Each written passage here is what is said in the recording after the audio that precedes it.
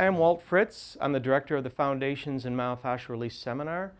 Today I want to show you a technique that is excellent for opening up the lumbar spine and as well as down into the buttocks, sciatic, hamstrings, etc. So Bob, if you want to come in here. The way I test whether this technique is necessary is when you have your patient stand, you normally have a lumbar curve. When they bend forward to touch their toes, that lumbar curve should flatten out and then go into a little bit of flexion. If we see that lumbar curve stay when they bend forward, that's often a sign that there's a problem here. So Bob, why don't you go ahead and touch your toes in whatever way you can.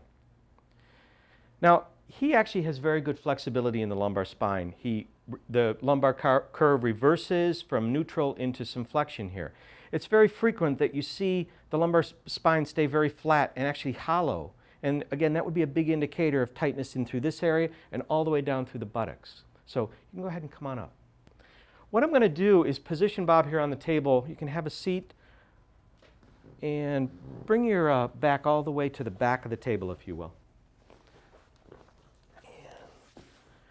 Now, what I'm going to have Bob do here is he's going to be relaxing forward and not pulling himself forward at all. I want to make sure that I have a large enough bolster under his knees so the hamstrings aren't taking the brunt of this technique.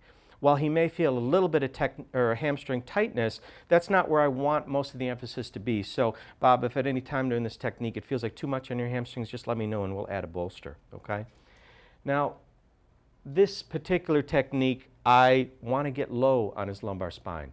So as much as possible, I want to, if we've got an elevating table like this Prolux, I'm going to use it to the advantage here and take them up all the way. That's good. Let's watch over my head. Now, Bob, I want you to go ahead and just relax forward. So what I'm going to be doing here is I'm going to be alternating between lumbar spine, lower thoracic spine, and ribs. I may come in with one hand at a time, but we're going to start with a bilateral hand placement here where I'm mid-lumbar spine, lower thoracic spine. I'm gently pressing in this way, but then most of my force is up in this direction. So it's more of a shearing type of action.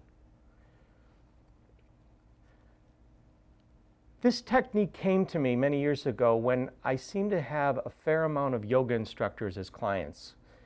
And they were coming in with sciatic pain, hamstring pain, low back pain, where they just didn't understand what was happening because their hamstring leg was incredible, but yet they still had pain down the back of the leg. So when I tested them in that position, I was seeing that their lumbar spine was locked in extension. When they bent forward, they really weren't able to come out of that and round forward into flexion. So after a lot of trial and error, this technique came and it seemed to work really well. Now we saw Bob there in the beginning, he was pretty easily able to touch his toes. What I find with most of my clients that I need to do this technique with is they have some difficulty getting down there. But after I spend the time necessary in this technique, we test it, we put them back up into the test position, and they go easily into a toe touch.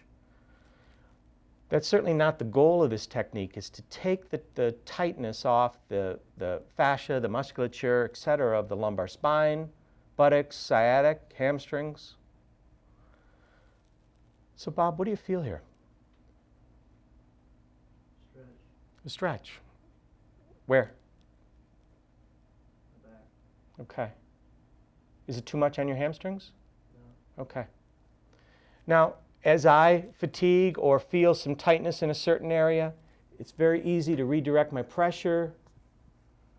Single hand. I can come up into the ribs. When a person bends forward like this, if they've got some tightness through one side or the other, it's very easy to see the landscape of the rib cage, of the spine, the asymmetry in it. And those things are things that I may want to work on. They may feel more compressed in through this area, right? So all my pressure, all my intent can be directed right here.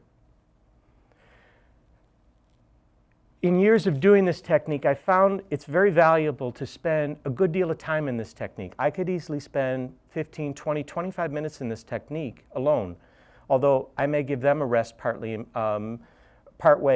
in the middle of it, or I might give myself a rest. you go ahead and come up. So again, positioning yourself for comfort and for the best body mechanics is important. If you don't have an elevating table, I used to kneel on the floor, sit on a low stool in order to get the right body mechanics. But if you've got an elevating table like this, you really got the problem solved. All right, thank you. If you're interested in any of my seminars, you can go to my website, which is www.foundationsinmfr.com, and they're called Foundations in Myofascial Release Seminars. Thanks for your time.